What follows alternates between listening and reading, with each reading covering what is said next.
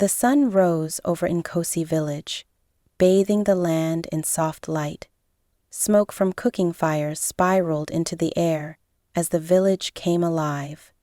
Children's laughter mingled with the chatter of elders seated beneath the baobab tree, their voices discussing age-old wisdom. In Mama Imani's hut, the air was thick with anticipation. She lay on her bed, her frail frame surrounded by her children. Zuberi knelt beside her, his face stern. Amara stood near the doorway, her fingers twisting the edge of her shawl. Kofi leaned against the wall, his expression unreadable. "Mama, rest," Zuberi said firmly. "There is no need to speak of what will bring only trouble." Amara's voice was soft but steady. "Zuberi, perhaps we need to listen. The truth may bring clarity, not trouble." "Eh?" Zuberi glared at her. "Truth has a cost, one this family cannot afford." Kofi shifted, his voice low. "Maybe the cost of silence is higher than you think." Mama Imani raised her hand, silencing them all. Her voice, though weak, carried weight. "Children, the blood of my kin is not as it seems. Beware, for the truth lies in the roots of our name." The words fell heavily. Zuberi's jaw tightened. Amara's brow furrowed in confusion. Kofi's gaze dropped to the floor. "What do you mean, Mama?" Amara asked, her voice trembling. But Mama Imani closed her eyes, her strength fading. The room fell into silence. The whispers began quickly outside the hut. Neighbors exchanged glances, their curiosity sparking rumors. "What did she mean?" one asked. "Could there be a secret in the family?" another whispered. Inside, Zuberi turned to his siblings, his voice sharp. "This must stay within us. If word spreads, our name will be dragged through the dirt." Amara stepped forward. "We can't ignore her words, Zuberi. She wanted us to know." "And what do you suggest?" Zuberi snapped. "Unravel everything for the sake of curiosity?" Kofi finally spoke, his tone measured. "Mama didn't speak those words lightly. Ignoring them dishonors her." The three siblings stood in uneasy silence, the weight of their mother's cryptic message hanging over them. Outside, the village buzzed with speculation, and the family knew their unity would soon be tested. The air in the family hut was tense. Zuberi stood tall, his arms crossed over his chest, his eyes hard. "This ends here," he said, his voice cutting through the silence like a blade. "Mama's words must stay within this family. We will not let her memory be tarnished by reckless digging." Amara looked at him, her brow furrowed. "Zuberi, what if the truth is what Mama wanted us to find?" She wouldn't have spoken those words lightly. Zuberi's face tightened, and he jabbed a finger in her direction. "And what will the truth do, Amara? Break this family apart? Have the village whispering about us for generations? No, silence is the only way." Kofi, leaning against the wall, shook his head. "You think silence protects us, Zuberi? Silence is what buries us. Maybe it's time we stopped living in fear of what the village thinks." Zuberi turned on him, his voice rising.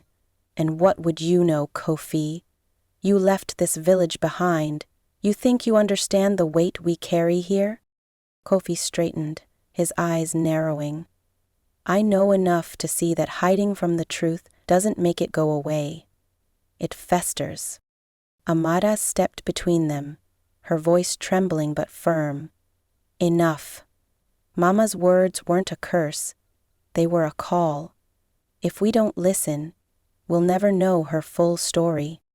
The tension hung heavy, each sibling lost in their thoughts. That night, Amara couldn't sleep. Her mother's cryptic words replayed in her mind. The next morning, she made her way to the home of Zuberi, the elder known for his knowledge of the village's history. Zuberi sat outside his hut, his weathered face calm as he watched the sunrise. He greeted Amara with a knowing smile. "You carry a burden, child," he said. Amara hesitated before speaking. "Mama said something before she died. Something about the truth lying in the roots of our name. I don't know what it means, but I feel it's important." Zuberi nodded slowly. "The roots of a name run deep. Sometimes they intertwine with others, forming bonds that are hidden from sight. Your mother was wise, but wisdom often comes with pain." Amara frowned. "Do you know what she meant?" The elder leaned forward, his voice lowering. "The answers you seek may not be what you want to hear. Truth has a way of reshaping the ground we stand on." Meanwhile, Kofi wandered the village, his frustrations simmering. To him, the mystery felt like another example of the old ways holding back progress. But as he passed an elder gathering firewood, he heard a comment that stopped him in his tracks. "The Imani family," the elder muttered, shaking her head. "Always caught in the shadow of that feud." "What feud?" Kofi asked, stepping closer. The elder eyed him warily. "You're young. You wouldn't understand. Some things are better left buried." But Kofi's curiosity was piqued. "Sometimes buried things are what rot the roots," he said softly, walking away with more questions than answers. In the village, whispers spread like wildfire. Mama Imani's words had stirred old tensions. Neighbors spoke in hushed tones, recalling past grievances and unspoken truths. "Could it be?" one woman asked. "Didn't her husband come from the east? Maybe she wasn't as loyal as we thought. Didn't reach the worst case? I'm called for some reason, or at least someone deserved. So we should reach for the best." "Careful with your words," another replied. "You don't want the family to hear." As the rumors grew louder, the village elders called a meeting beneath the baobab tree. The eldest, Adisa, raised a hand for silence. "The past is a wound we have all carried," he began. "But wounds do not heal when we pour salt into them. Let us not let speculation destroy what little unity remains." Back at the family hut, Amara found an old box among her mother's belongings. Inside was a worn journal. Her hands trembled as she opened it, the scent of aged paper rising to meet her. The words inside painted a picture of a love long hidden. "Omari," the journal read. "Our love was a secret, bound by fear. But I have never regretted the bond we shared, even as it left scars." Amara's breath caught. Omari. The name was unfamiliar, but its weight was undeniable. She read on, finding references to a neighboring village and a child born of forbidden love. Her heart raced as realization dawned. That evening, Amara sat with the journal in her lap, her mind a storm of doubt. Sharing this truth could tear the family apart, but hiding it felt like betraying her mother's wishes. She decided to tell her siblings. When she revealed the journal's contents, Zuberi's reaction was swift and furious. "You've gone too far, Amara," he shouted. "How dare you dig up our mother's shame?" Amara's voice rose, uncharacteristically strong. "Shame. Mama wasn't ashamed. She loved Zuberi. She loved deeply and chose silence because of people like you, people who would rather protect pride than truth." Kofi sat silently, the weight of the revelation sinking in. Finally he spoke. If this is true, then who am I? Who are we? Amara placed a hand on his shoulder. We're still Mama's children. This truth doesn't erase that. But Zuberi turned away, his shoulders stiff. You've dishonored her memory, Amara. I hope you're ready for the consequences. The siblings sat in silence, the cracks in their bond growing wider. Amara clutched the letters tightly, her heart pounding as she stepped into the family hut. Kofi followed closely behind, his jaw set with determination. Zuberi sat by the window, sharpening his machete, the blade scraping against the stone in steady strokes. We need to talk, Amara said, her voice trembling but firm. Zuberi didn't look up. If it's about Mama's words again, save your breath. I've already said what needs to be said. It's not just words, Zuberi, Kofi interjected, his tone sharper than usual.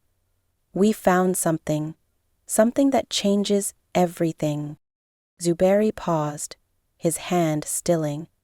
He turned slowly to face them. What are you talking about?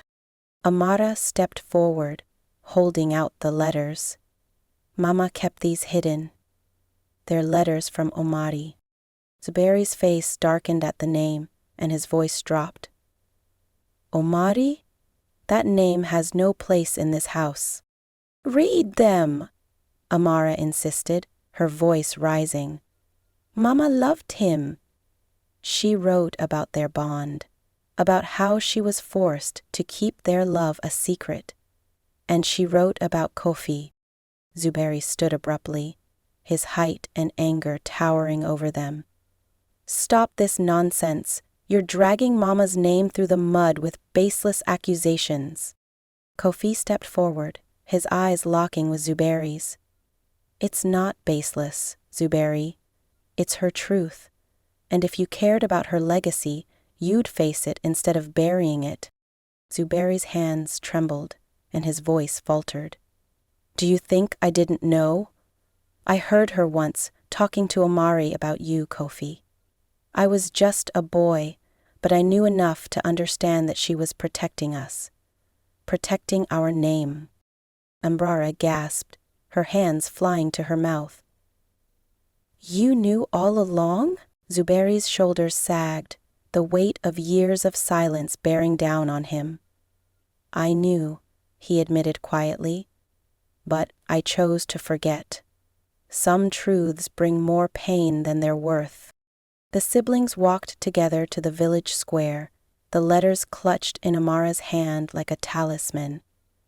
Under the shade of the ancient baobab tree, the council of elders sat in a semicircle, their faces stern and weathered with time. Mezi Adisa, the eldest among them, spoke first. Why do you come before us, children of Imani? Amara stepped forward, her voice steady despite the knot in her stomach. We've uncovered something about our mother's past. It's not just our burden. It's the village's as well. She handed the letters to Mzi Adisa, who read them silently, his expression unchanging. When he finished, he passed them to the other elders, who exchanged uneasy glances as they read. This is troubling, Mzi Adisa said finally, his voice heavy. Imani's love for Omari was forbidden. It brought dishonor to this village and fanned the flames of a feud that has smoldered for decades. But it was love, Kofi said, his voice rising. Doesn't that count for something? The elders murmured among themselves, before Mzi Adisa raised a hand for silence. Love is not always enough, Kofi. But perhaps, after all this time, it is the only thing that can heal what was broken. That evening, Kofi sat alone by the river, his thoughts churning like the water at his feet. The revelation of his heritage weighed heavily on him, unraveling his sense of self. Amara approached quietly, sitting beside him. You've been quiet, she said. "What's there to say?" Kofi replied. "I don't even know who I am anymore. If I'm not truly Mama's son, then who am I?" Amara placed a hand on his shoulder. "You are still Mama's son. She raised you, loved you, and fought for you.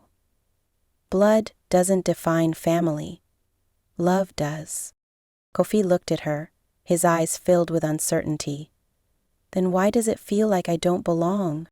"Because you're standing at a crossroads," Amara said. "But crossroads are where paths begin, Kofi. This truth isn't meant to break you. It's meant to set you free." As the truth spread through the village, it stirred deep unrest. At every corner, people whispered, their voices laced with judgment and suspicion. "Imani betrayed us," one man said. "She chose a man from the enemy village over her own people." "Or maybe she was brave," a woman countered. "Love doesn't follow borders or feuds." The divide grew sharper with each passing day. Old grievances resurfaced, and accusations flew. "If they've brought shame to the village, they should pay for it," someone shouted at a gathering near the square. Ms. V. Adisa called for calm, his voice rising over the clamor. "Enough! We will not let this revelation tear us apart. Let us remember Imani for who she was, a woman of strength and compassion." But even as his words echoed through the square, the fragile peace between the two villages trembled on the edge of collapse. The siblings knew they had started something that could either heal or destroy, and the outcome rested on the choices they would make. The three siblings stood at the edge of the neighboring village, their hearts heavy with the weight of the past. The path ahead seemed unfamiliar, lined with thorny bushes that whispered of old feuds. Zuberi adjusted the sack on his shoulder, his stern expression masking his unease. Kofi followed, his gaze fixed on the horizon, while Amara led the way, clutching the letters tightly in her hands. "Do you think they'll listen?" Kofi asked, breaking the silence. Amara glanced back. "We don't know, but Mama's truth deserves to be heard. This isn't just about us." As they approached the village, a group of men and women gathered near the gate. Their eyes narrowed, and hushed murmurs rippled through the crowd. An older man stepped forward, his staff tapping against the hard earth. "What brings you here?" he asked, his tone cold. Amara stepped forward. "We come seeking answers and reconciliation. Mama Imani's story cannot be silenced anymore." The man scoffed, his voice rising. "You think you can come here and reopen old wounds?